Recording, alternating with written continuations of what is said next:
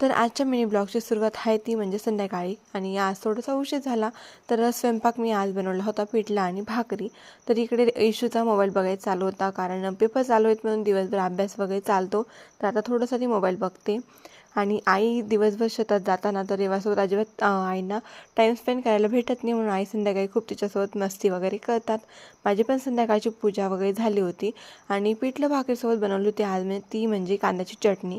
आणि ही कांद्याची चटणी खूपच छान लागते, शेंगदाण्याच्या चटणीपेक्षा पण कांद्याची चटणी खूप छान लागते. आणि त्यानंतर मी स्वयंपाकाच्या आधी पटकन किचन आवरून घेतला, म्हणजे भांडी वगैरे, कारण स्वयंपाक करतो तेव्हा एवढी भांडी जमावून जातात तर विचारूच नका. आणि इकडे चालू होतं, जेवायला बसलो होतो आम्ही, इकडे चालू होती रेवा आणि इशूची मस्ती. तर इशू रेवाला पाणी देत होती आणि ती असं फेकत होती तोंडातनं. तर बघा किती छान मस्ती करते ती, आणि हा टाईम खूप छान असतो.